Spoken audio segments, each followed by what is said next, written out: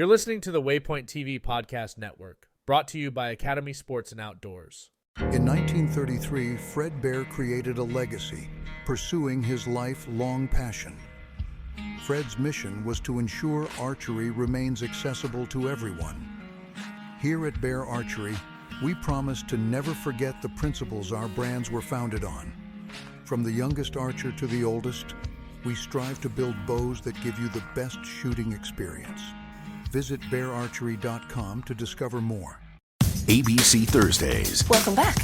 Grey's Anatomy is all new. Why didn't you tell me you were pregnant? The drama going down. Bungee jumping from the bridge, his cord snapped. We need all hands on deck. Is unbelievable. You think you're God's gift to this hospital? You're just another doctor. My relationship with Catherine is complicated. I'm gonna sue you. Your lawyers know where to find me. You're unbelievable. Grey's Anatomy. All new Thursdays, 10/9 Central on ABC and stream on Hulu. 62 of the Outdoor Drive podcast. Guys, listen, this is not your normal podcast from us, but I'll tell you what, it's probably one of the best ones that we've done and one of the most entertaining. Colin is by far the greatest dude ever. Hold on to your seats and just wait a minute. Let's get through this intro. Let's do some housekeeping. This is your boy, East Coast Trev, and I'm joined with my good buddy, Mr. Madman. What's up, dude? You're ready. Did you do it right? I had to bust out my old Squatch hunting hat for this one, buddy. I've had this since I was 6 years old. Dude, I'll tell you what, man. This has been a ride. I'm gonna say that. You know, dude, you had the best idea ever to have Colin on when you seen Colin, and it's been an absolute blessing. I think some of the opportunities to come for us to hang out with Colin and go squatching and whatever else, and just chase it. It's been super cool. This is gonna be a super fun podcast. I hope you guys all enjoy it. Dude, and like I didn't know what to expect. I thought we were talking like Squatch and mountain lions, but like, dude, we got into critters and creatures I've never even heard of before. Like, I feel like we could do a podcast on each cryptid there is. Like Hidebehinds. We've been dealing with Hidebehinds our entire life, dude. Huh? We've been dealing with Hidebehinds our entire lives. Yeah, I don't like those guys. And pups. Dude. Come on now. It's been crazy. I don't even want to get into the whole thing of our hunting in the past week. Like, we need to keep this short, dry, and sweet, dude, and get right to the point, because this is, it's crazy and I'll be honest, like, I wasn't sure what was going to happen coming into this, right? Like, we encounter weird things and different things and strange things, and, with the whole mountain lions and all of that, and here in Connecticut, there's a lot of things, and you kind of like, you don't really think about them until it's right facing and right in front of you, and we didn't even really hit it, but like the amount of missing bow hunters, the 411, like if you guys didn't go and research this and go and check this out, there's the actual Missing 411 is a series that you probably should watch. It's in the national parks. I actually paid attention and watched part of it to kind of see what it was all about. And it's wild, and it actually really honestly makes sense full-fledgedly. So, Steve, what did you think of the episode, and what did you think of CCIS? Spoiler alert, we start talking about a particular very sketchy area where some weird phenomenons happen, and all of a sudden we start having audio problems in the middle of the podcast. Freaked me out. Isn't that the truth? Oh, dude, we were talking about Dudleytown, and the thing started like going static. Like, Dudleytown is a wild, crazy place for you guys that don't know, in Cornwall, Connecticut. I mean, like, there's a couple of them. The other one of the other places I visited before was a church. I don't even remember where it was. It's a stone church. It's not even used anymore, and it has like a time temple. It's really weird, like a stone, and you stand on the stone and you can see down the pews. It's actually exterior church, right? It's wild, dude. Like, crazy. I used to be super into it. Like, we would go and chase, like, at nights we would go into insane asylums, abandoned insane asylums, and we would go in there, and I remember, I know we don't talk about this much. Like, this is not really norm on the podcast, but, like, we would go into the insane asylums at night, and one of the things you're not supposed to do when you're ghost hunting is take pictures. inside of these places, and we would dude, anything that there was against what you were supposed to do, we did it. Seeing body orbs inside the incinerator, we used to sneak in this one pipe, would go inside this big room, it's an incinerator, and we would take pictures inside there, and you would see all the body orbs and all the craziness, and like it was nuts. It was nuts, dude. Yeah. Whew. I know one thing. I'm gonna keep my eye out for the little tiny arrowheads. Yeah. I want to find me one of those. The puck heads? Yeah. So after talking off, and we had Colin in the green room, he was saying that, you know, if you greet them with good treats, you know, they'll make sure that it's good by you. You have to show that there's a good greeting. Yeah. So you know, just don't forget to give your sweets to your squatches, and they like copper, pennies, sweets, apples, pumpkins. No, we talked about that. We can't leave the squatch apples because you're gonna have to. Listen, dude, it's either poaching or it's squatching. It's no, one of the two. Officer, I'm not baiting deer with apples. I'm just leaving treats for the squatch. Yep. Well, it is what it is. I asked Colin off air, you know, because obviously as bow hunters, we're competing with the squatch for food, right? Like we're after deer, they're after deer. I'm wondering if we can like kind of befriend them and let them know our intentions and like maybe leave them some pennies or something like that.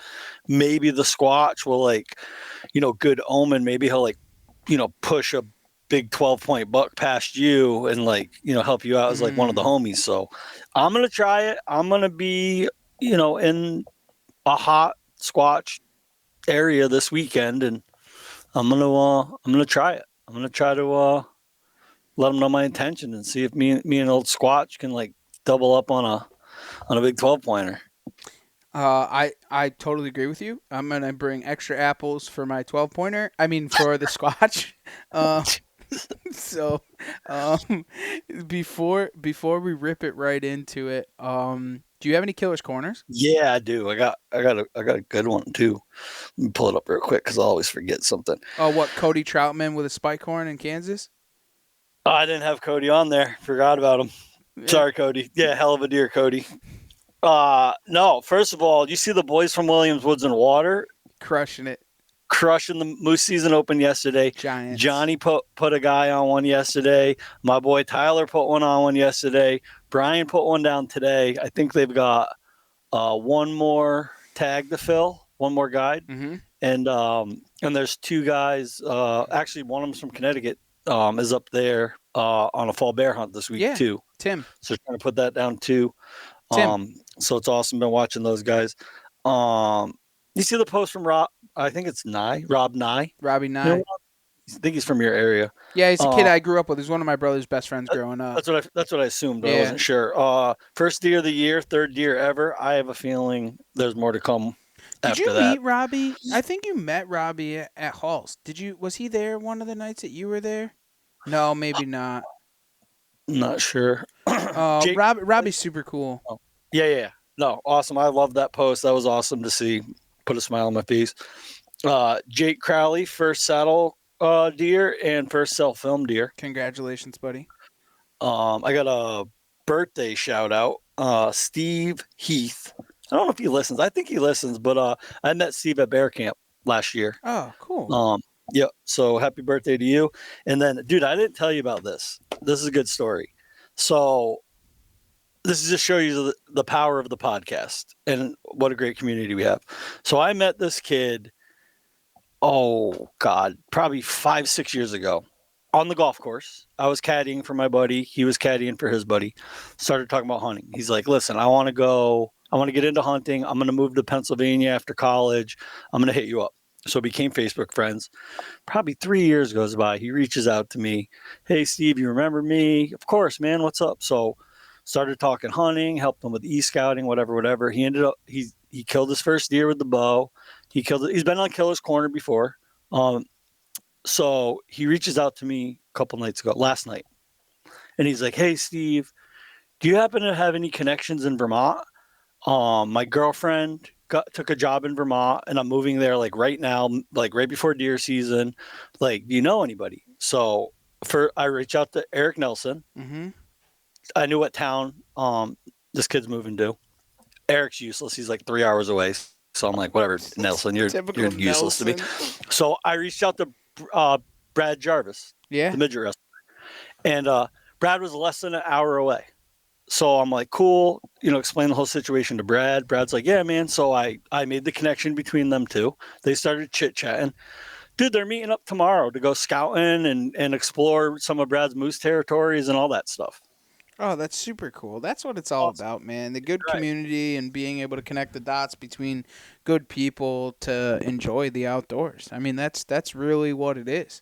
Yeah. I mean, look at how many opportunities that we've had throughout the history of us doing this and being able to go. I mean, the camps that we spent with the great people, the friends that we've made, those things are just, next to none. And it it's a continuing tumbleweed in my eyes. Like, we'll go on a trip with a friend, and then we meet more people. Like the past weekend, I was up with Nelson, and then I got to meet the boys from Rise Above Hounds, and it just goes on. I don't want to get too deep into it because I think it needs its own little segment of what happened and how that went about, and we'll have those guys on the podcast. But it was just it's endless. And then us to be able to connect guys through the outdoor drive is just, it's what it's all about, man. This wouldn't have happened if there wasn't social media. So there is good that come from it. And I know we talk bad about social media and the negatives of it, but there's a lot of really good things that come from social media and what it gives to everybody.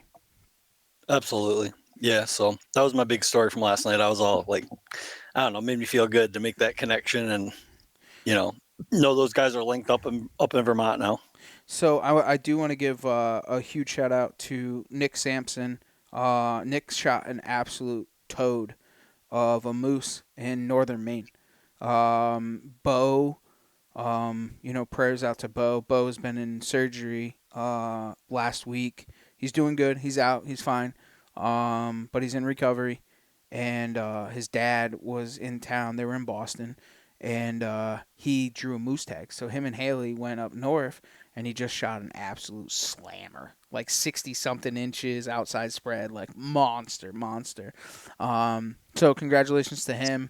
I have a feeling it wasn't from the saddle. No, it's definitely not from the saddle. Could you imagine Nick in a saddle? I mean, let's be real, right? That's right. No, some really good stuff going on. The boys over at Latitude always knocking down some good stuff. Derek just killed a doe. Lane shot a nice doe. So some really cool stuff over there. And I heard from Caleb. He's coming back from out west. Caleb from Bowtech. They shot some pronghorns and stuff. He said he was driving. He couldn't send me pictures, but so they're headed back home. But without further ado, we are title sponsored by Bowtech. Refuse to follow. If you guys haven't gone and checked out a Bowtech, you're missing out. The season is almost here. The new SS, SR, and Carbon X1. Very good bows. Super excited about using them and hunting with them this season. They're drilling tacks for us.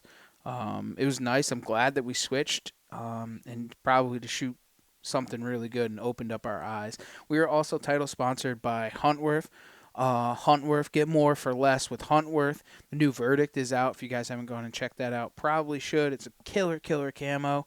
Probably one of the best lines. If you guys aren't stacked up with Heat Boost yet, now's the time to start buying it. There is always a sale going on over there.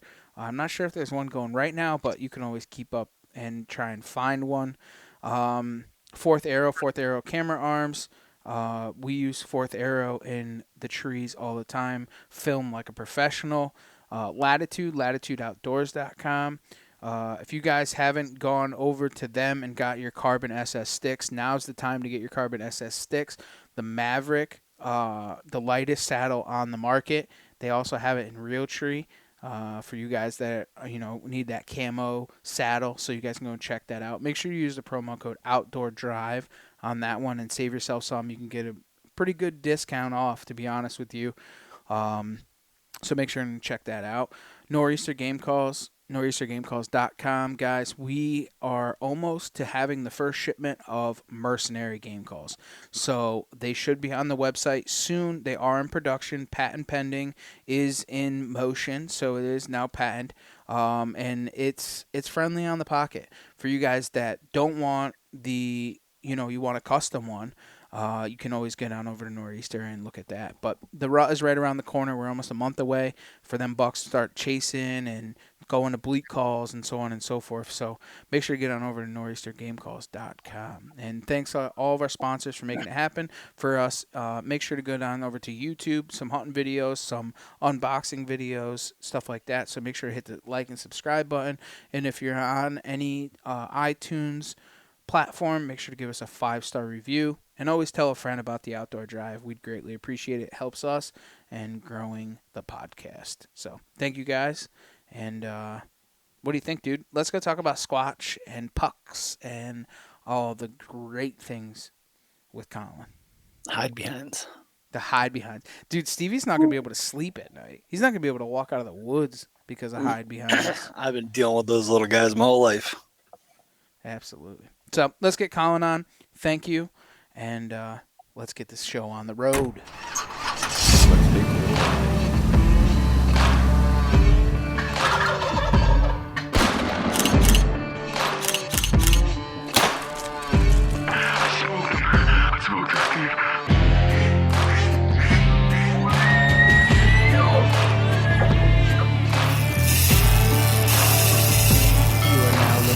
The Outdoor Drive Podcast. So, am I the first cryptozoologist on your site? Yes, you are. So that's why we're super excited about this. We've been waiting for the right moment, and I think that the right moment has arrived. We have 179 investigations under our belt. Wow. We have a special guest for you. We have Colin Haskins from Connecticut Cryptid Investigative Society. Colin, how we doing tonight, man? Listen, so thank you guys. I appreciate you guys. Appreciate the opportunity on behalf of the Connecticut Cryptid Investigative Society and your audience. Really appreciate this. Thank you. Absolutely. Well, let's kick this thing right off into four-wheel drive. Why don't you tell everybody who you are, where you're from, and a little bit about what you do? All right. So my name's Colin Haskins, and about 4 years ago, after having so many encounters in the woods, being an avid hiker, fisherman, and all that, not a hunter, but I get back there. I come from Lubec, Maine, which to get there by car, you have to drive through a forest bigger than the state of Connecticut, 200 miles of pine trees. So I've had a lot of encounters, a lot of unusual encounters. You would think squatch, no. Large birds, small upright hominids, things of that sort. My encounters with large upright undiscovered primates happened more recently. And then I decided after that, I'm gonna have fun with this, and I'm gonna create something to investigate these things. So I just started from scratch at Seville Dam, which has some unusual things inside that water, and started documenting it instead of just experience it. And I wanted to make it Connecticut specific.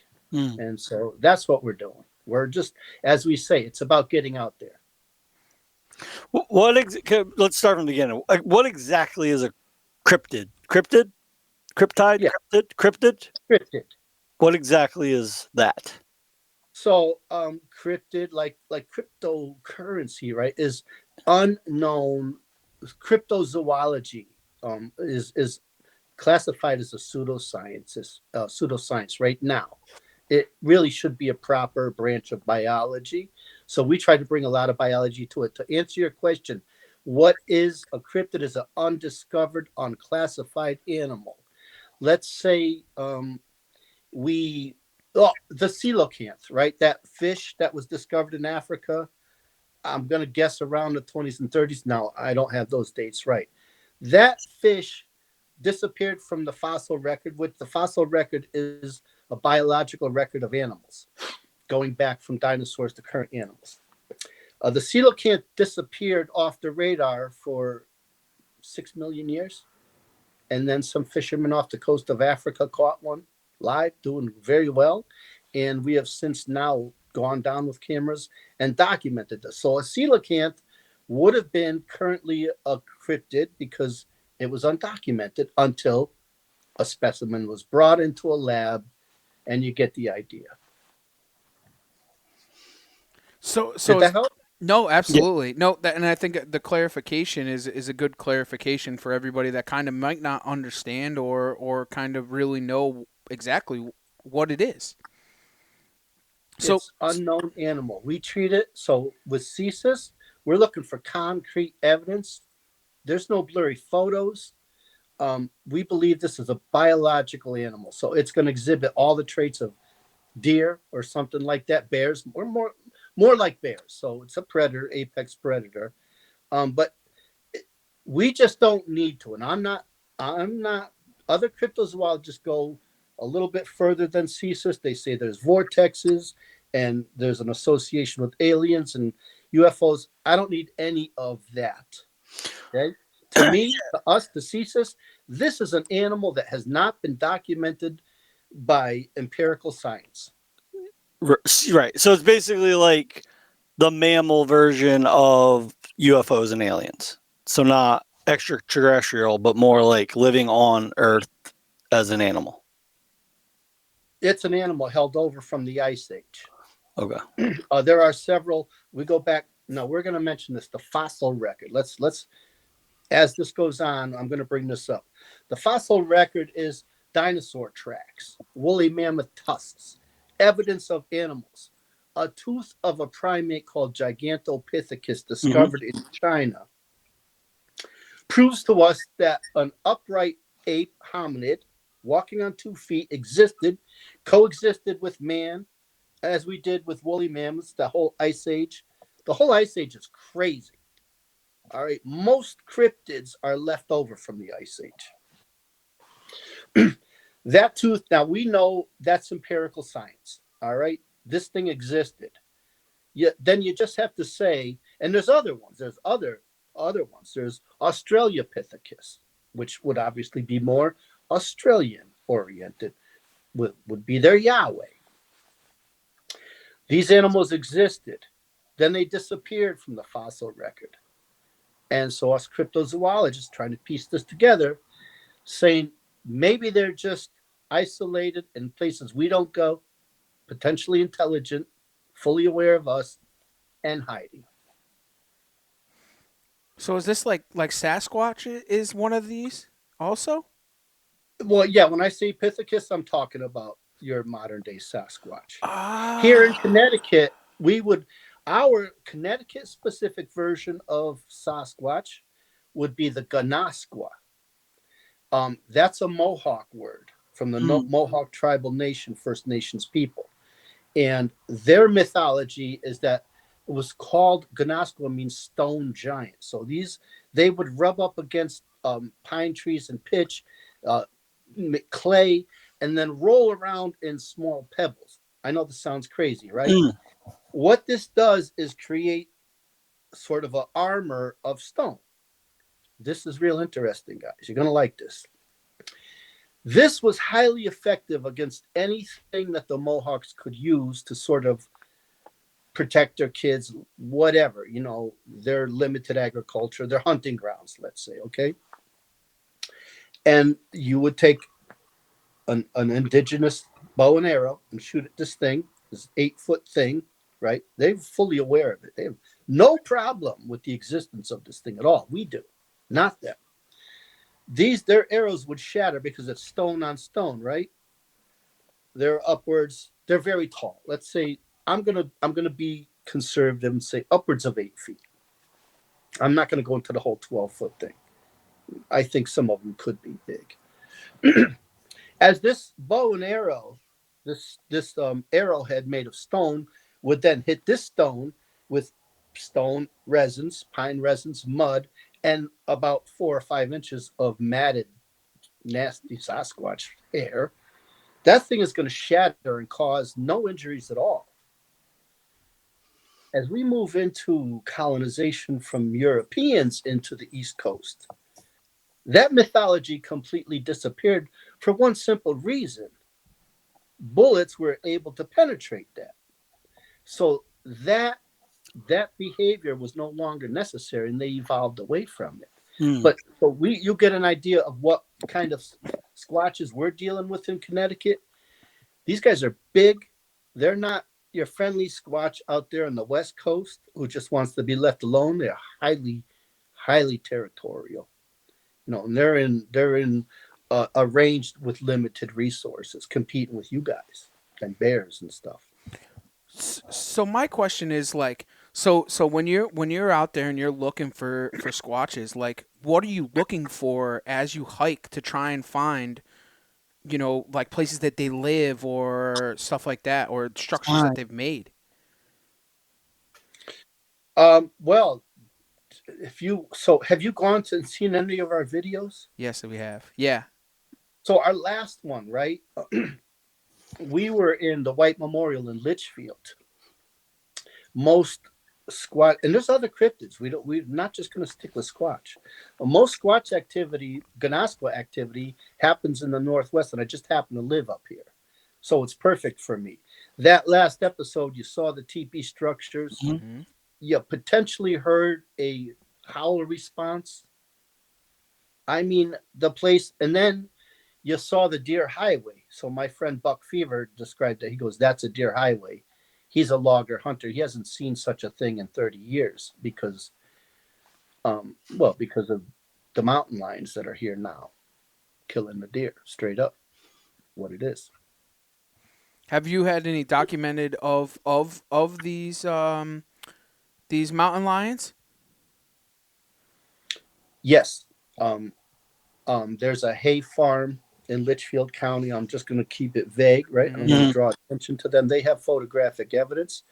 They have photographic evidence of a wolf. And I had a biologist look at this, and they were like, "This is not a coyote. This is a timber wolf." And some of my hunter friends are saying, and you guys are hunters, are there? I'm going to ask you, so you can be like the third person I've asked. Are there less deer out there? 100% less deer. Absolutely. So what's going on? I mean, personally, my opinion, I'm torn, right? I'm torn. I've never, you see a lot of videos and pictures of things that people say are mountain lions. I have one case, actually locally to me, where there was actually a local horse farm, and the horse got attacked from behind and had scratch marks down the back of it. There's only two animals that can do. I mean, a bobcat can't get around the full size horse and then claw down the back of it. It's either a mountain lion or a bear. Or something else. Right. There's a lot of something else out there. Steve, have you especially seen around farms? There's a big difference between the type of cryptids that happen around agricultural areas and farming and forested areas. Those are two different behaviors right there entirely. Is one better than the other? Like, is one more prevalent than the other? I mean, right now, honestly, nobody's asking anything about Squatch these days. Everybody wants to know about DogMan. What is DogMan? What is DogMan? Well, let's make it very simple for you. DogMan is a werewolf that does not change into a human form. It stays like that until you get into Louisiana with their Rougarous. Really, I'm not even going to go there because we're all about Connecticut, right?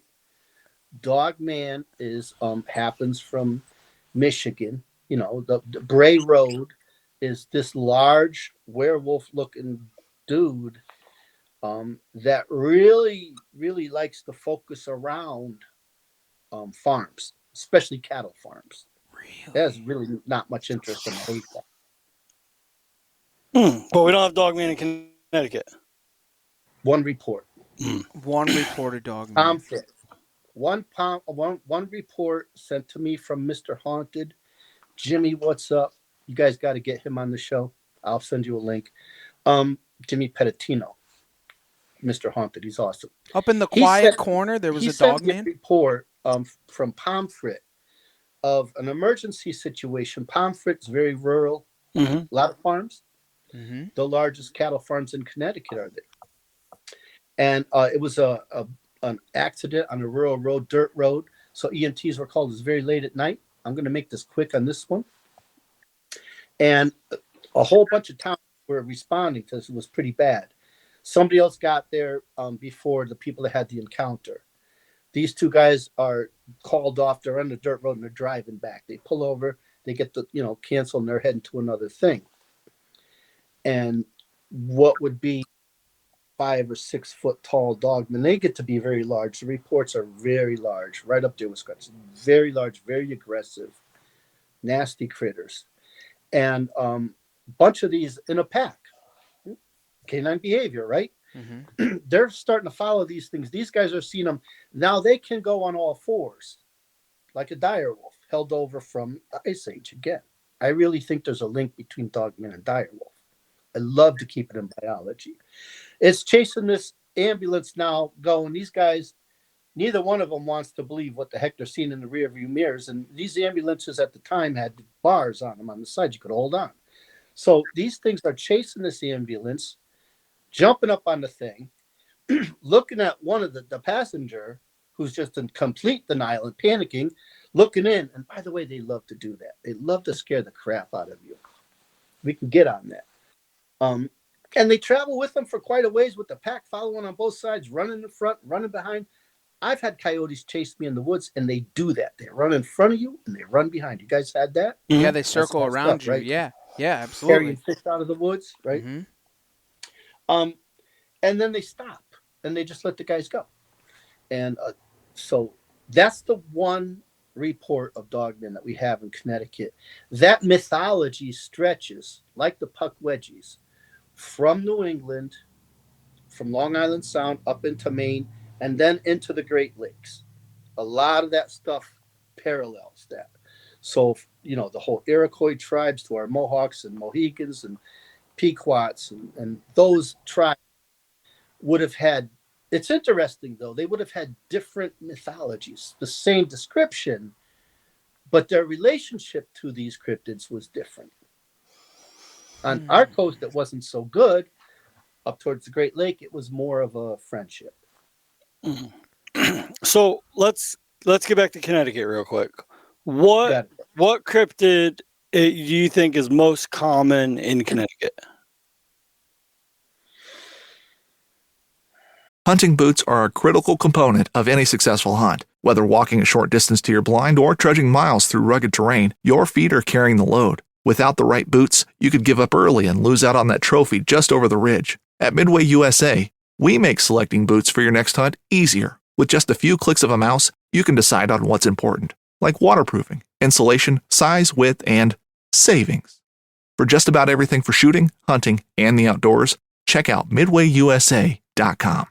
This episode is brought to you by Allstate. Some people just know they could save hundreds on car insurance by checking Allstate first. Like, to check you have the tickets in your wallet first before you drive 2 hours to the big game. Seriously, you had one job. Now the closest you'll get to the 50-yard line is parking lot D. Yeah, checking first is smart. So check Allstate first for a quote that could save you hundreds. You're in good hands with Allstate. Savings vary. Terms apply. Allstate Fire and Casualty Insurance Company and Affiliates. Northbrook, Illinois. Friends of NRA is your chance to support our Second Amendment rights and preserve America's hunting traditions. Join Friends of NRA at one of our 600 exciting events nationwide. From games to auctions and exclusive firearms, Friends of NRA events are your chance to support a cause you care about while having a great time with patriots in your community. Whether you're a seasoned shooter, an avid hunter or outdoorsman, or passionate about freedom, there's a place for you within Friends of NRA. Visit friendsofnra.org to find an event near you. Stand up for freedom with the Friends of NRA. I'm going to go with the black dog of Meridan. Yeah, I want to know about the black dog of Meridan. Yeah. Is this the Pukwudgie? Yeah. No. This is specific to Hubbard Park, the hanging cliffs of Meridan. Meridan is crazy off the charts. I do not underestimate Hubbard Park in the back parts in the wooded areas. That goes clean into Southington and Berlin. And if you go on the other side, it hooks up with Sleeping giant. Mm. Sleeping giant is incredibly creepy. But the black dog of Meridan, let's run through it real quick, okay? So there's this, if you see it, the mythology is this. First time for joy, second time for sorrow, third time for death. So if you see this thing 3 times, game over for you guys. There's a bunch of geologists. I'm sorry. The hanging cliffs of Meridan are very unique. It's fractured trap rock. So a lot of basaltic. It's all fractured. You do not, believe me, you do not want to stand too close to those cliffs because they could just fall away. There's this dog, and I used to live in Meridan. I lived in Meridan for many years, and I was young, and I used to hike in there a lot by myself, miles and miles of hiking. And so the black dog of Meridan is not like you would imagine it. You would imagine this sort of ferocious looking thing, right? No, it's a cocker spaniel type dog. It's a happy little dog. It's wagging, it's jointed. You're hiking along the cliffs. All of a sudden, this black dog, not even black, I would say, blackish, but like imagine a spaniel, maybe 2.5, 3 feet tall. And it's just sort of ahead of you or behind you. It's wagging its tail. Maybe you're there in the winter and it's snowing. It's not leaving any footprints. Maybe if you're too slow hiking and it's barking like, hey, let's go. You see it barking, but you don't hear anything. And if you see it the first time, I was up there hiking and I saw a dog that was following me. He was pretty far away. He was a good 1/4 mile ahead of me, right? But he would stop and wag his tail. And I kept thinking, somebody's missing their dog. And I had no idea. I was not into this back then. I was just a hiker. I was in my 20s. I'm an old fella now. So if you see this guy the second time, something bad happened. The geologists, I forget their names. They were both from Yale. It was back in the day. One of them fell off the trip rock because he was too close and he busted his leg. Make a long story short, there was another guy there, so he saw the dog. The other guy saw him twice and he busted his leg. Years later, decides he's going to go back by himself. The whole cliff face fell apart and he died. His friend went to honor him, and he ended up getting severely injured. And years after that, he went back and ended up in a landslide underneath the mountain, and he ended up dead. And it goes on and on. CCIS, we did an investigation there, and it was really odd. Every creature, we encountered a black snake, we encountered black butterflies. Everything was black. All the insects and everything were black. Black beetles, black birds. There was a black vulture circling overhead. We found a cave that I never saw. And we went up there and asking people if they had seen a dog missing. Is anybody's missing a dog? You got to watch the video. It's great. This one young lady in her 20s on top of the tower there. She said, "Why are you missing a dog?" And I said, "Well, kinda, right?" And she got all, let me try to do the voice. She's like, how do you kinda lose a dog? It's great. You got to watch the episode. Yeah. Listen, so we're walking around there. We're doing an investigation. Now, I have decided that this is a dog, right? How are you going to be safe up there? And I'm like, well, maybe you leave it a gift. So we decided, well, first time for joy, second time for sorrow, third time for death. Let's leave it 3 dog biscuits. We left it at the flagpole, right there, right at the base of the flagpole on top of the mountain. You just drive up there or climb up there if it's off season. It's an incredible view. Interesting geology. I really don't want to take too much time. If you want to get into another episode, we will. One exact week later, at the exact spot we left the dog biscuits, a woman fell off the cliff right there. And she almost died. She is not in good shape. She cannot speak right. She has mental disabilities. She has trouble walking. And God bless her. So I would say, given the history, the uniqueness, how long this has been going on, you're probably most likely to encounter that guy. So then what is the Pukwudgie? Pukwudgies. Pukwudgie. Pukwudgies are, again, so they are specific. I love the Pukwudgies, by the way. You got to be nice to these guys. They are a small hominid. Going back to the fossil record, we know you've heard about the hobbit in Fiji and Indonesia and those islands over there, right? The little 3-foot guys, right? Let's say it's something like that.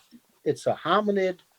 They're described more as looking almost like upright porcupines. Crazy, right? So I'm thinking the Pukwudgies, the history is that they used to be here with the Mohawk traditions. I love Mohawk Mountain, so I like the Mohawk traditions. It's pretty good for Connecticut. Forgive my voice, guys. The Pukwudgies are the little people of the forest. And, you know, they have the ability to, they border on paranormal stuff. So it's not really my thing. I like to deal with them as biology, but they seem to have some unusual properties. They could be friends of man. And so let's go back to the Mohawks. They could show you where to get nice resources, game trails, where to make, flint arrowheads, help you make fires, cheat, all that, to stop you from walking over cliffs and whatnot, and just befriending you. At some point, there seems to be a little break in our relationship with them, and they became more mischievous. Now, the Pucks are more associated. If you look into this, you're going to go to Freetown, Massachusetts, and, that whole triangle they have there. But there is a lot of, it isn't just Bridgewater, Massachusetts, or the Bridgewater Triangle, or the Hockomock Swamp. It's the Mohawk Mountain. It's the Great Lakes. So there seemed to be a break. There was some kind of bad relations between the Mohawk and the people in our area, the Wampanoags and whatnot. And the Pukwudgies became more mischievous to them. And so the woods where they were became more perilous. And as you move up to the Great Lakes, they didn't have that. And you know what I like about this story? They have the same description, but some tribes over in our area had a little issue with them. Over there in the Great Lakes, not so much. The relationship stayed good. That kind of thing is pretty boring until you piece it all together. You look at it. Now, you guys are hunters. You're bow hunters. You're going to love this, right? I know you're going to love this. So I had the thought, let me go like I did with you bow hunters. I did the exact same thing, but with an arrowhead group, people that collect arrowheads in Connecticut. And so in my mind, I'm like, all right, what's going to be the best evidence? I'm not going to find these teeny tiny footprints, right, guys, right? Probably not. What about arrowheads? They were described as having bow and arrows. So ignorant me, just like I did your group, I just reached out, joined the group and said, hey, guys, does anyone find these tiny arrowheads? You got to check this out for yourself, guys. Don't trust me. Jump on a little group and ask them. Dude, there are these arrowheads half the size of a dime. It would be the only thing left over. And when I presented this to the group, they're like, oh, he doesn't know. That was the exact quote, the first comment I got. Oh, he doesn't know. And I said, yeah, I admittedly said, I don't know. I'm asking. They thought they were ceremonial. Listen, ceremonial arrowheads tend to be made out of clear quartz rock, and they tend to be about 4 or 5 inches long. Pretty big, substantial. Right. Why the heck are you going to make this teeny tiny little arrowhead? And they all, from here to the Great Lakes, they don't really happen much. They happen in the same area as the Pukwudgies. That's a crazy overlap. Crazy overlaps aren't just random. All made out of white quartz. It's crazy. Dude, they're tiny. So I want to know what you think about that. Steve. So you're saying that I don't want to mispronounce it, the Pukwudgie. Pucks. We call them pucks. They make their own little bow and arrows and little arrowheads to hunt? Yeah. That's the ancient description, and that's the description of people that see them. They have these poisonous little arrows, right? Pukwudgies are maybe 1.5 feet tall, 18 inches, right? So you would have to size down this bow and arrow, and you would end up with this pretty small arrowhead, right? Yeah. No, I thought this is crazy. There's not going to be such a thing. Yeah, there is. There is exactly the overlay of where the Pukwudgie traditions happen, and then not so much. I wonder what kind of kinetic energy they're throwing at that little thing, little FOC. So how do you find these things? Yeah, like sift, like you pan for gold. Like, how would you find these little arrowheads? Honestly, guys, I asked this maybe a year ago, right? I am completely and I was just realized, like, hey, wait a minute, I'm in the woods all the time. How come I'm not looking for arrowheads? Apparently they're all over the place, right? They are. I have not ever found one. Maybe I don't know what I'm doing. They say cornfields. Cornfields after the rain is normally where to find the best arrowheads. Okay. I don't know. What especially right after they harrow the cornfield. Yeah, they turn up fresh dirt, and then the rain kind of washes them off and exposes them. What was the range of them? How far east? So this whole Pukwudgie thing. Now, I'm not saying this. Animals, as you know, they don't just stop at. Let's say they don't stop at the Connecticut border. Oh, let's not go into Massachusetts. Well, right? back then they didn't know about the differences. The Pukwudgie range, right? Yeah. So roughly, it's from the northeast, maybe down into Long Island Sound, and then heading west up into the Great Lakes area. And that seems to be the general Pukwudgie area. The concentration, the most activity, if you're going to go online, look up Pukwudgie, you're going to end up looking at Freetown Forest and, that whole triangle over there. Where's Freetown Forest? Massachusetts, okay. Yeah. But that's not to say it's contained to that. Yeah. And so, as I say, the relationship with the Pukwudgies, let's just say pucks, right? Going up into the Great Lakes, they have a much more benevolent relationship. They get along with them. They're still friends, or that was the tradition. Whatever happened here caused a rift. Somebody burned a bridge. Like anybody, you mess with me and you make me mad, and I'm not gonna like you anymore. I got one question, and I really, this has been a burning desire in my head, honestly, is I want to know about this whole Gay City State Park, the Blackledge Falls. What? Yeah. Oh, what yeah, dude. The Gay City State Park, Blackledge Falls. Like, this is like the monarch of our area. Like, this is it. It's probably one of the scariest places that there is. I'll tell you what, guys. So, everybody wants to go to Dudleytown, right? Mm-hmm. And that whole... I went as a kid. I've been there a couple of times as a kid. I could tell you a crazy story that happened to me when I went to Dudleytown. I'll tell you right now. It was one of the most wild things of my life. I went to Dudleytown as a young kid, right out of probably in high school. And one of the things is that they say is that you never take anything from anywhere like that, right? Because always the spirits come home with you. So the little girl of Dudleytown, one time we had taken this little piece. I don't remember exactly what it was, but I was hanging out with some friends, and we were inside the tree fort, and we were all hanging out, and the power kept coming disconnected. And this was right when we had come home.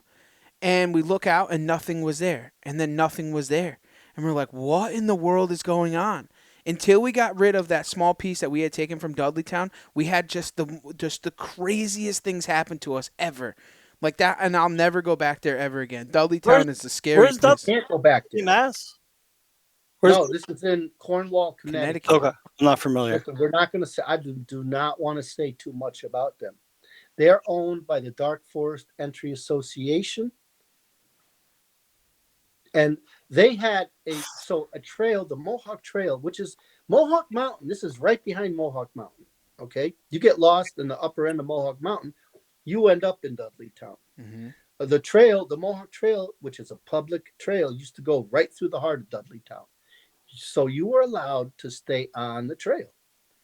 The Dark Forest Entry Association had that trail, a public trail, detoured around the entire Dudleytown. Mm-hmm. You cannot go there. You cannot enter it. You cannot park there. You will get arrested. I've never been, and I'm never going. That's because of that thing you just mentioned that owns it? Dark Forest Entry Association. That's why they forbid it. It's forbidden. Absolutely. The state police will show up. They'll tow your car and arrest you. Are they hiding something? When you do that, you're hiding something, right? Right.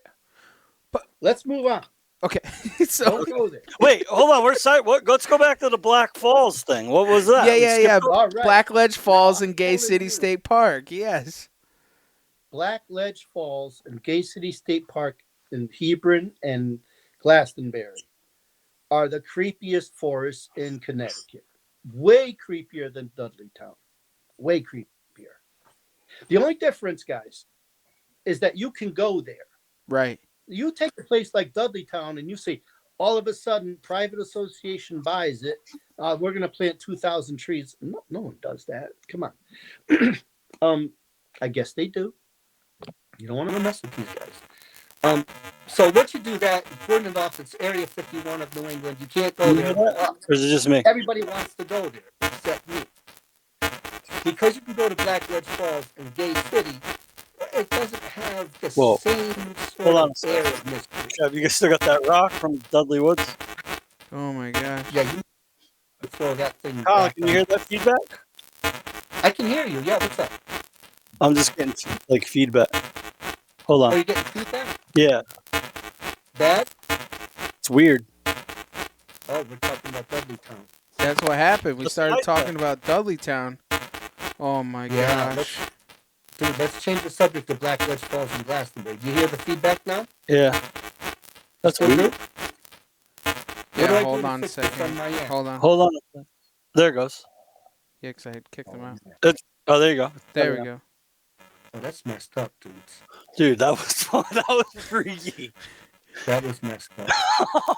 Crazy. Blackledge Falls. Whoa. I hope I recorded that. That's messed up. All right. Blackledge Falls. Don't go there, guys. Don't drive down Dark Forest Entry Road. Just don't go there. I've never been. I will never go. Not mess. What is going on? There's crazy stuff in Blackledge Falls. It has an identical history to Dudleytown. Right. Gay City was a colony. There was two families. The Gay family was one of them.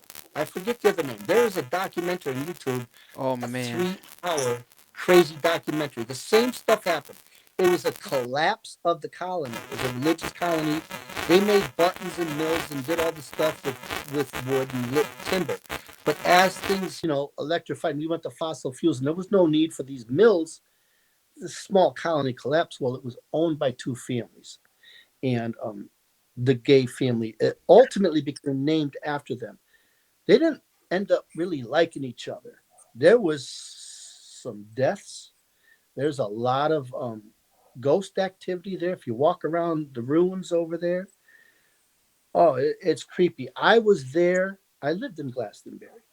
I was there hiking one day with my dog, and we're coming. We went the whole loop around, and we're coming down to the ruins.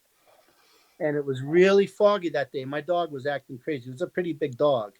And he was getting behind me, like scared, like typical scared dog behavior. And started to hear what to me sounded like a horse, a couple horses, and like a whip sounding thing and chains, and it just sounded like an old wagon, a horse-drawn wagon, right? My dog was freaking out. So we skedaddled it out of there. Many years later, I was in Blackledge Falls, and I was camping there. Maybe you're not supposed to, but this was years ago. I don't think you can now. I'm off trail, and I'm setting up a campsite in there. And about the third day in, forest orbs come over. They come down off of where the falls are, and I'm camping on the other side of the small pond there. And I'm watching these things about the size of beach balls, yellow, orange, yellow, blue, and red, amber, sort of a off red. And these things are moving. I thought they were headlights because, you know, the route right over there, it's not too, what is it, 83 or 89? I forget. Yeah, 87. 87. Route 87 is right over there. I thought, I'm trying to debunk this whole thing. I'm camping with my girlfriend at the time, and she's getting unsettled, right? Well, I'm like, all right, these are headlights. Until these things sort of separated and they're colored, and there's only 3 of them, which makes no sense. They're hovering inside of the trees, maybe 5 feet off the ground.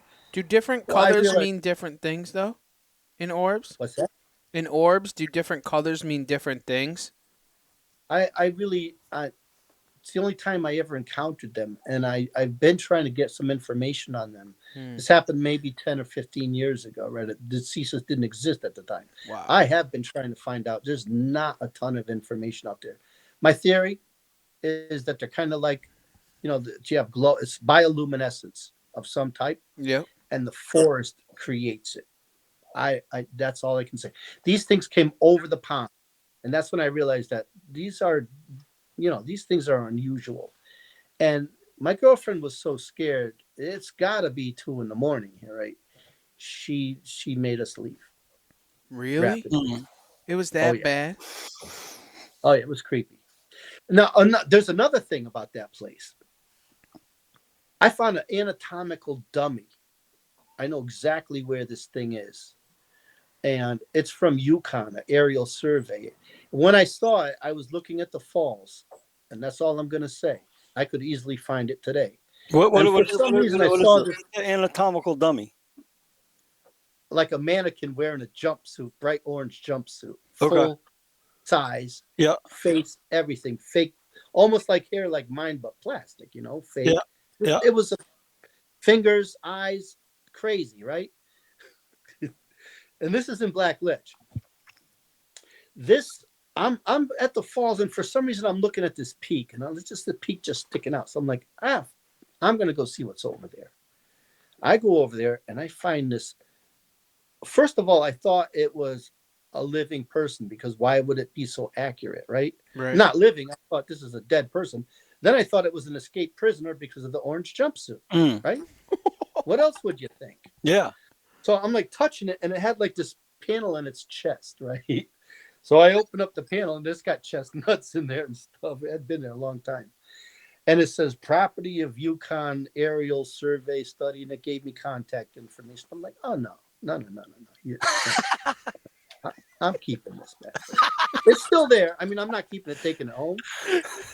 But this was, I'm like, in the future, I'm going to want to go back there for some reason and find my dude. And I know nobody found him because it's off trail. That's wild. So what do you think it was? Like, well, how did it get there? Well, from the information, it said that Yukon had pushed this thing out of an airplane, probably with a parachute, to study the winds or something. What would happen if somebody jumped out of a plane and it was wearing an orange suit, so they could probably find it. They didn't find it. I mean, if they were willing to donate to CCIS a small, very large sum, I might bring them there.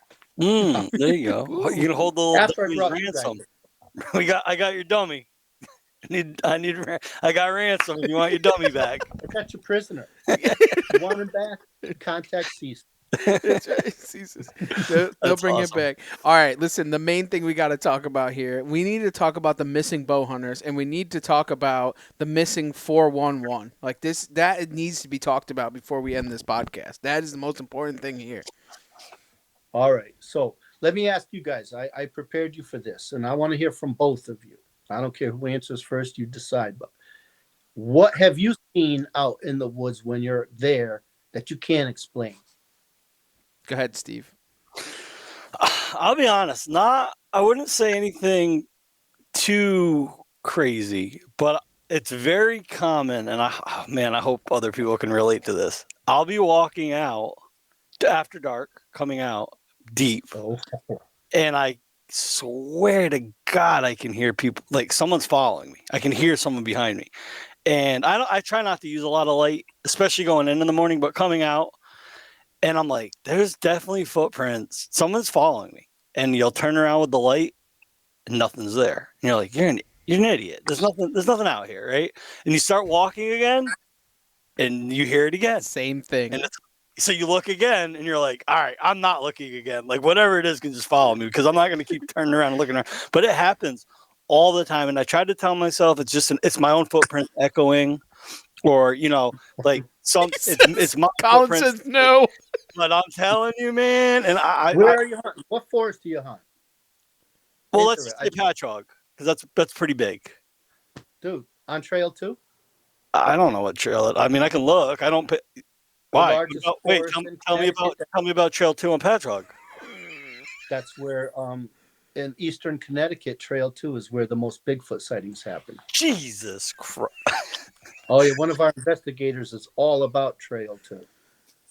Oh no, I don't know where Trail 2 is, but I'm going to be looking into Trail 2 because, damn, maybe I've been followed by Bigfoot. But I swear to God, like, there's a couple times I can distinctively remember walking a particular trail, because Patchogue we say trails, but they're basically roads. They're dirt roads, right? You just can't drive on them.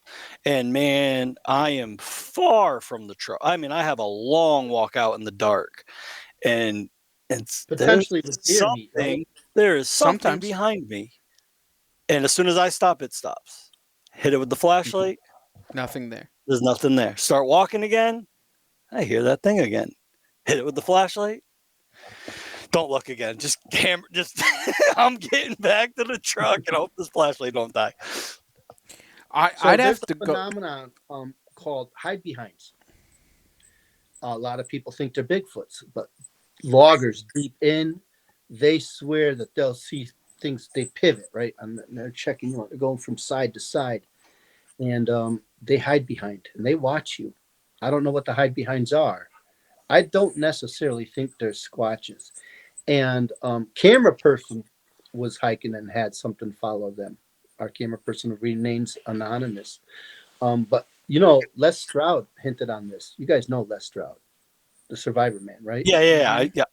You know what he suggested, and I do it on occasion. Put a camera behind you as you walk. Oh, the GoPro on the back of the head. The GoPro on the back of the head, and send me this stuff. How do you light them up, though, if it's dark? You'll just see movement and shadows. There's a reason after 4 years we don't post any blurry photographs. You rarely see them. What we're finding is the structures.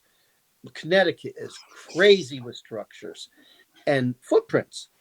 And that's the evidence. You're not gonna. I don't. And howl responses and call tap responses. The weird language. They have their own weird language. I think it's called Japanese language. It's a foreign language, and they have no other way to describe it. Is they have their own sort of garbled talk. But that's what you're gonna see. So you're having something follow you. Hey everyone, this is Captain Steve Roger from Into the Blue TV, and as soon as I feel a little break from this heat, I know that hunting season's upon us. Actually, the first time I ever went hunting, a buddy took me. Wasn't my father or my grandfather. In fact, I took my father on his very first hunt. Well, Academy Sports and Outdoor Stores has everything to gear up for the field for less. Plus, you can shop a wide selection of ammo, shotguns, deer corn, rifle, feeder, game cameras, camo, and more from the brands you trust. Text HUNT24 to 22369 to take $20 off a $100 purchase when you shop hunting supplies at academy.com. Need a hunting license? Pick it up in store while you're shopping. Whether you're just looking to stay warm during a hunt or need maximum concealment, the clothing you wear can make or break a hunt. At MidwayUSA.com, we understand hunting clothing has come a long way with more meticulously crafted camo patterns, advanced scent control technologies, and weatherproof options to withstand the elements. Hunters have to wait until their favorite season, but shouldn't wait on gear, which is why Midway USA offers super fast shipping.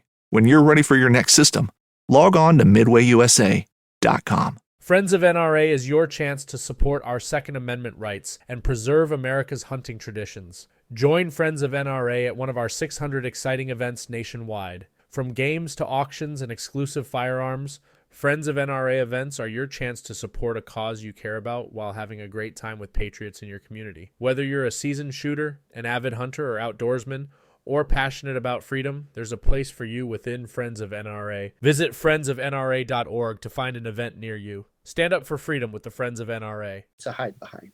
I don't like those. I don't like those guys. No, that's nuts, dude. I've had similar run-ins like that. You feel as if something's so you feel as if something's been watching you. You know what I'm saying? Or when you're walking in. The other thing is you see random lights, like random blurbs of light sometimes as you're walking in the dark, and you're like, what is that? Sometimes you think it's another hunter, and you kind of like, what is that?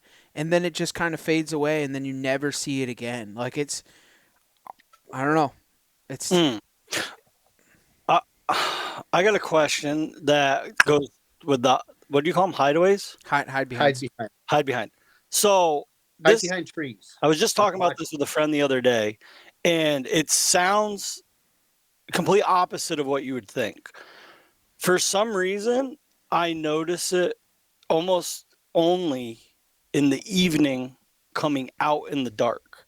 Going into the forest an hour before, probably an hour and a half before the sun comes up, I don't ever experience it. And you would think, right, if you put knowledge to it, you'd think the woods have been dark all night, and I'm leaving the road going into the dark forest. You'd think like all the critters and creatures and all that would be out and about all night. They're going to sleep. But I don't experience it.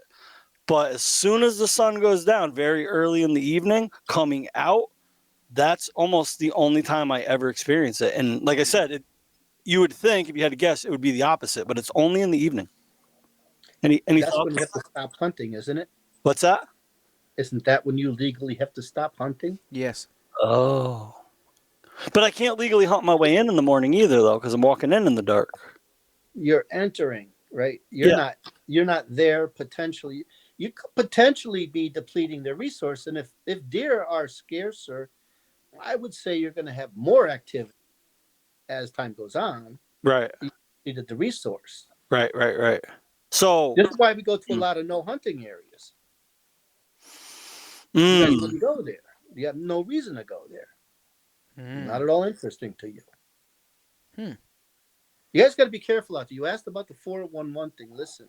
Yeah, I want to know about the missing hunters and the 411. It's not my field of expertise, and I'm gonna guide you to David Pilates, missing 411. It's real easy to find this stuff. Seems to be connected to the national parks. We don't have a national park in Connecticut, so I'm gonna say, watch out in our big forests, in our state parks, especially Patchogue, White Memorial, and Robin Swamp. Holy moly, the freaking Robin Swamp. And any swamp in Connecticut is. Do they like swamps more? They do like swamps. Most of your DogMan activity is going to happen around swamps. A lot of Pukwudgie activity, a lot of creative activity around swamps. Is that because it's like cover? They can get down deep in the swamp, and it's harder for things to bother them. Yes, like they can hide out in the middle of the swamp. Yes. What about the missing bow hunter in Colchester? Yes. So when I started, and I'm not a missing 411 expert. Okay, I'm just hinting at the surface. David Pilates is the man. So I looked into like you bow hunters. Like, well, if more bow hunters are going missing, was there a case in Connecticut? And yeah, this bow hunter went into that whole Salmon River forest area hunting. Another big forest. Very big forest. He was never seen again, ever. I forget his name, and it happened over 10 years ago. So nobody was paying attention to this stuff back then. I have to do a lot of. It's how I contacted you guys. If bow hunters are going missing, in my mind, I'm like, hey, I'm not a bow hunter. Why don't I talk to guys? Right. That's how I met you. So we're learning from each other here. There's another thing that's interesting, guys. This is really odd, and I hope you guys pay attention to this.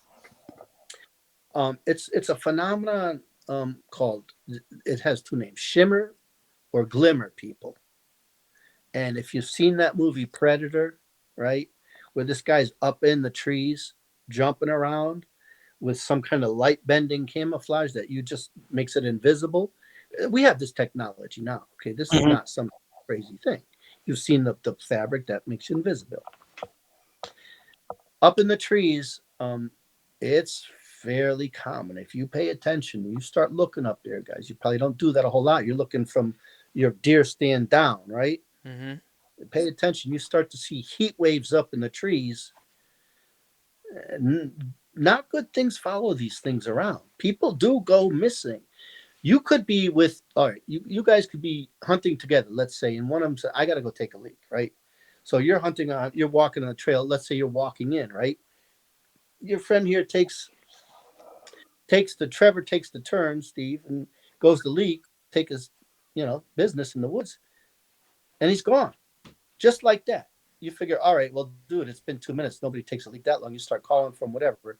He's just gone. Just gone. They do a whole search, right? The whole thing, days and days and days go on. Maybe they're about to give up. And then some kid finds his shoes with just his feet in them. This is messed up, right? Right there where you missed him. Everybody's been over this. Dogs have been over this. 12 miles from there, they'll find his clothes up in a tree, sometimes folded. This is very disturbing stuff. I want you guys to be careful out there. So my last, if you're with someone, we don't hike, even when we're in some place like White Memorial. This changed the way I hike. Nobody is ever out of sight, ever. So my last question is to you: why are bow hunters focused the most that go missing? You guys are the stealthiest. Next to you would be turkey hunters. And, I have a theory. Let's say an upright animal. This bipedal animal, larger than us, right? Intelligent, is observing you guys hunting. It's gonna definitely watch. It's gonna hide behind watch, rifle hunters, muzzle loaders, whatever, and bow hunters. They're going to see these shell casings because these rifle hunters just leave them all over the ground. They're everywhere.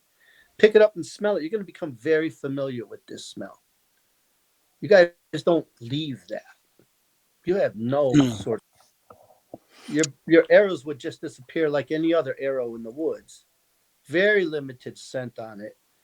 And you guys are way stealthier, quieter. You tend to be more isolated. And for whatever reason, you're targeted more than the other ones. You're easier prey. And a lot of times they don't know you're there. That pisses them off. There's a story about this one guy. This squatch comes up to him, and I forget where it is. And I forget. It was on YouTube. And I watch a lot of this stuff. This thing didn't know this person was there. You're decked out in your camo. His arrows were pointed towards the ground. Now, I'm not at all familiar if that's common behavior with you guys. This thing reached up, just was going to grab part of the tree and pulled down, and it cut its hands, as you could imagine, pretty damn bad. This guy was terrified to even move, right? This thing lunges into the woods, obviously dealing with its pretty bad wound with hands, right? We need these guys. And was really doing some violent call tapping and throwing rocks and all kinds of stuff. So there's big things out there, guys. Not just Squatch, dude. Guys gotta be careful. We have reports of rakes. We have reports of pale crawlers. In Glastonbury, if you look up, there is a specific Glastonbury cryptid called the Glawacus back in the 1800s. What is it? It's pretty interesting. It was a short-lived cryptid. The name Glawacus comes from Glastonbury, wacky, and the Latinized us, like Julius or something.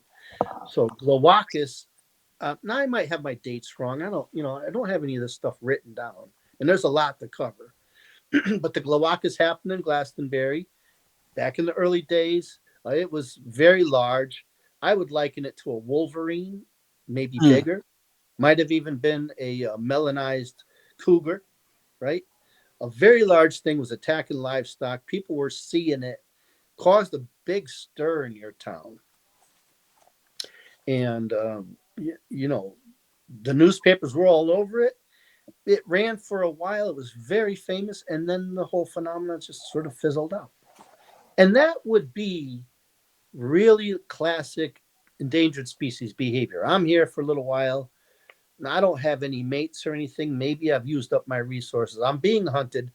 I'm going to skedaddle. Maybe even just die off altogether. Some things are on the increase, though. Squatch activity is up. DogMan activity, we're having that. And other stuff. I really don't want to talk about some of the other stuff. Another episode, guys. Another episode. Yeah, let's not talk about that thing that made the thing start glitching out. That was freaky. So Dudley Town. I have a question, and I'd like to hear your theory or opinion about it, and not to sound like a naysayer at all. No, be skeptical. You have to be skeptical. We all have cameras. We all have trail cameras and cell cameras, and not a lot of pictures are showing up of, every once in a while someone gets a weird picture that's, maybe like you said, blurry, or you can't really tell what it is. So what would be your reason for why these things aren't showing up on all these trail cameras that are all over the state? All over the world, right? I mean, the whole planet's monitored at this point. It's a crazy phenomenon. The reason that's why we don't have any photographs like that. We will not post blurry photographs. I'll tell you what does happen. As soon as we shut the camera off, we'll get the loudest howl. Taps all over the place, stuff thrown at us. Just things pushing trees aside. Turn the camera on, bang. It's like, oh, nothing happened. It's so hard for us to get anything. What is easy is structures. And I'm telling you, these things are off trail. There's no reason someone would build. It's not like stacking stones in a river, whatever. It makes no sense to go a quarter mile off trail and build this thing in the back of a tree where you'll never see it. Why? And the nest we found in Bantam River, I honestly don't think a person could build that thing. I just don't. And it's not organic. It just didn't happen. That grass was lifted up and placed 8 feet tall. The footprints were maybe 12 inches deep, 18 inches long by 8 inches wide, separated by 5 feet. We have all of this on tape. What, you found a squatch nest? Is, why aren't we getting? I don't know why we're not getting photographs. They are highly intelligent. You found a squatch nest? That's what I was thinking. It's like they can sense the camera or frequency of some sort, and they just know to just don't go near it. There seems to be a lot of stuff happening around the cameras. I mean, that kind of stuff is like, but misidentification. I myself, I just have to say, I'm sorry. That's a bear. Right. As much as you want, I believe it. As much as you want it to be something else. A bear's a bear's a bear's a bear. I have to be very careful. Well, that's kind of the same thing in going back on the mountain lion, that, a lot of people are taking pictures and they think what a bobcat is a mountain lion, or sometimes a house cat, sometimes with the magnification of a trail camera, and they're misinterpreting what it actually is. And we all know that they're here. They've been hit. We've seen many cases of them. They've been documented. It's here. But nobody wants to admit it. They're in our backyard. I'm not going to say where I am, but yeah, it's a substantial farm. Nobody goes back there. I went back there one time. Guys, I go off trail all the time. I really regret it. I deserve some kind of military honor. I ended up with cuts and bruises. My dog, I had to go retrieve him because he was on a leash and got stuck. I was in brambles. You guys must have been through this. I was like, what am I doing? I'm going to get Lyme disease, at the very least, a broken leg. Like, I gave up the investigation. There are things out there. It's scary out there. I'm glad you guys are armed.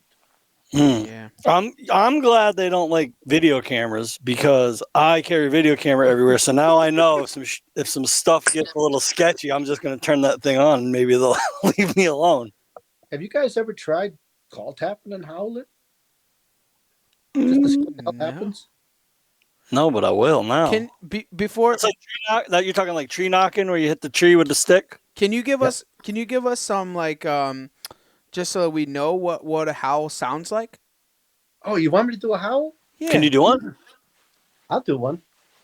Oh, yes. Well, there's a couple different kinds. Well, let me tell you something. And I'm going to give you good advice here.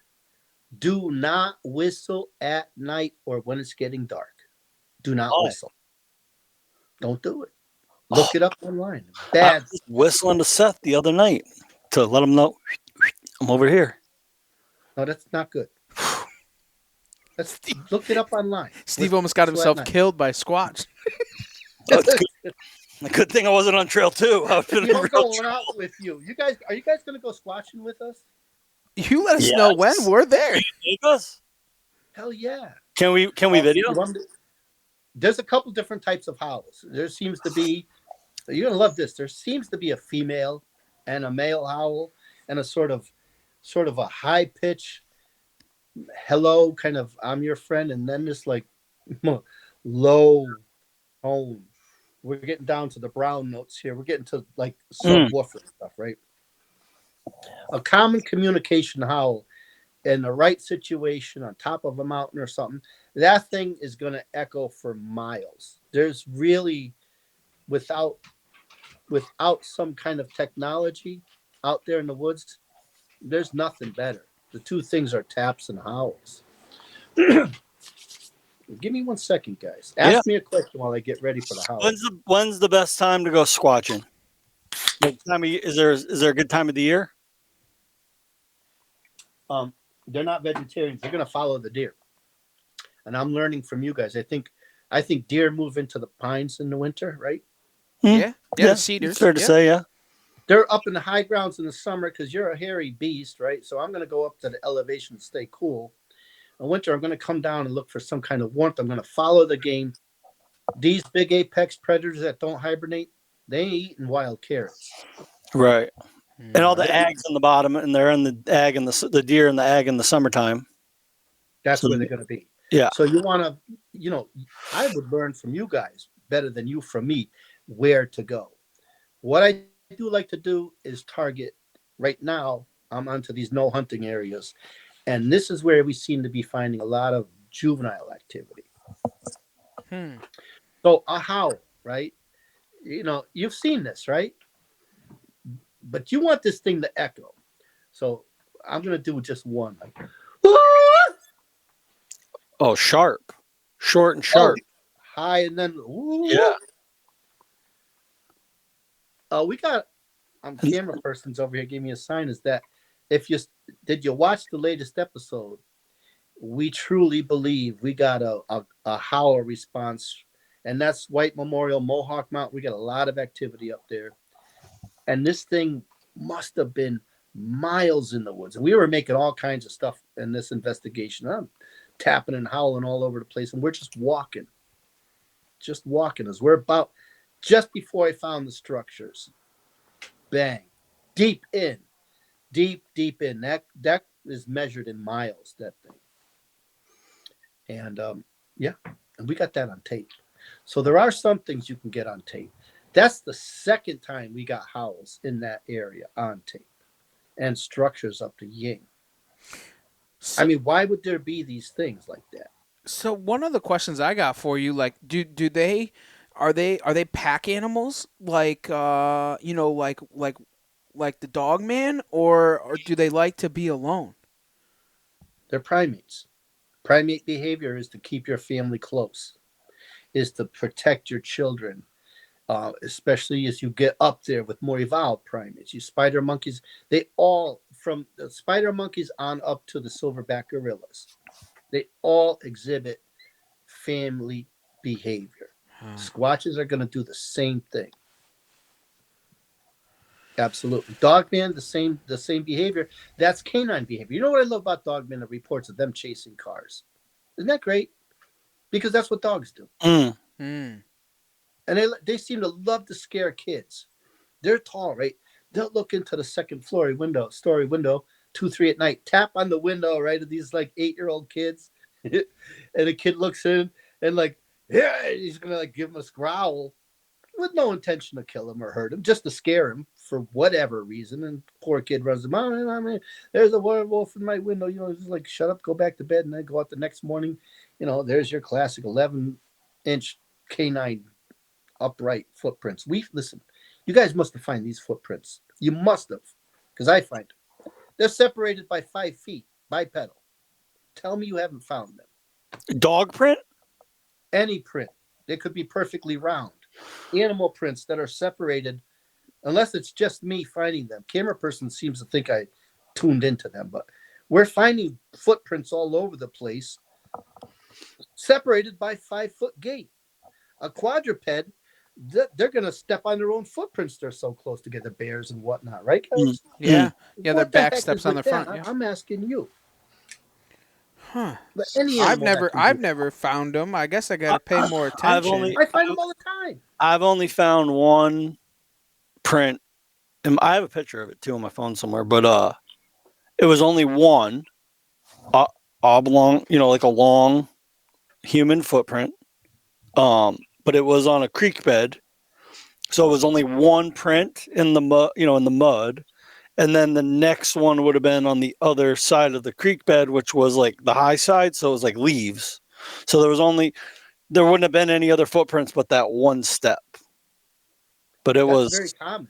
Yeah. And I 1000% was not a human footprint because it was private property in the middle of a thicket. Listen, I know this property my whole life. Like nobody else was in there ever. Cold? Was it like getting cold? It was cold. It was the day before, the day after Thanksgiving. Cold. You're going to be walking around in water in November. Yeah. In the middle of the woods. At Midway USA, we know the AR-15 is one of the most popular rifles in modern American history. Known for its modularity and widespread use, it's often considered essential to any gun collection. The essential things you need to run an AR-15 are usually always in stock during shortages, things like magazines and 5.56 ammo. Whether you're looking to buy a new AR-15 or buy parts for your modern sporting rifle, log on and for just about everything for the outdoors, shop MidwayUSA.com. Midway USA brand product designers have one straightforward goal: develop high-quality, technically sound products and deliver them to customers at reasonable prices. If you are immersed in the shooting sports industry and pay close attention to every single detail, you know our products are built right and stand up to everyday use. Who has shooting mats and range bag systems to hunting clothing and just about everything for the outdoors? Log on and shop 24/7 with super fast shipping. MidwayUSA.com. Fishing like a local isn't just about catching fish. It's about connecting with the environment and the people who call it home. It's about hearing the stories and traditions that have been passed down for generations and sharing unforgettable moments with the people you meet along the way. Fishing like a local is having an experience that stays with you forever. And with Fishing Booker, you can experience it too, no matter where you are. Discover your next adventure on Fishing Booker. For what damn reason, with a freaking 18-inch print separated by 5-foot gate, and it's not uncommon. We found one in Canaan in the snow. I was working on the house. That's what I do. One footprint in the snow. One. We got it on camera. We looked into that. It occurs. There's one print for what, maybe that just left it there or whatever. But there are things walking around bipedal that are large. I see the footprints. Go check out our evidence. We always photograph it. I try to do the step myself and fall over. Jeez. Algonquin State Forest, guys, off Day Road. Holy moly. As you first enter that forest, there's a There's a mountainside of boulders that go uphill.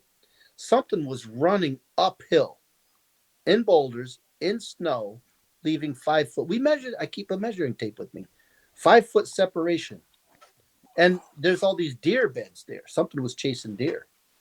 Wow. Nobody goes there. I go there because nobody goes there. Right. You wouldn't even want to really hunt there just because it's, it's just gnarly. So is there anything that you want to share with the listeners that we didn't talk about, Colin? Don't go into Dudley Town. Yeah, don't even say Dudley Town anymore. It's a crazy place. Dark Forest Entry Association is a publicly traded company. You can buy stock. We could become majority shareholders. Something to think about. Something they should think about. The public could buy stock with them. Anyhow, go check out Gay City and Blackledge. Everything is there. I was in there. I found a stone circle with 4 cardinal points in there. 9 foot. I know where it is. I could show you guys. With upright standing stones. Camera person's telling, yes, the audience out there, you want to join us, by all means, check out our episodes, check out our social media, hit that like button, just like you guys, support you guys, get out there, be careful. What's the name of the channel and pages? The Connecticut Cryptid Investigative Society. That's on CCIS. Same on all YouTube, Facebook, Instagram. And it's a CCIS/CT. Fantastic. Cool. I have 2 more questions for you. The first question is, when are we going squatch hunting together? Yes. That's what I want to know. We can go to Gay City State Park together if you want, or we can go anywhere. I am down, totally except for down. Dudley Town. I'm not going there. No, you can go. No, dude, don't even. You guys got to do a little research. This is like it's you go online. You know what they call it on YouTube? The most haunted town in America. I know it is. I've been there. So I had never been. Right? It's creepy. Creepy. You tell me. It's wild. It's wild. All right. We're going squatching though. After deer season, we got deer season to get through, and then we're going squatching. We're going squatching together. All right. So I know you guys don't know Richard Sear, but his squatching license, it ended up in Paterson, New Jersey. I sent it to a PO box, and from there it got sent back to me, and I sent it to Pyongyang, North Korea. It just seemed like the right thing to do. But you guys are good. Your license was CCIS. You can go. You're cool. Not there. Yeah. Perfect. All right. We're down. Colin, I got one last question. We ask every guest this is, we want to know what drives you outdoors. Curiosity. And I've had my own encounters, I would love to come back because I think we got a lot more stuff to talk about. But what drives me is pure discovery.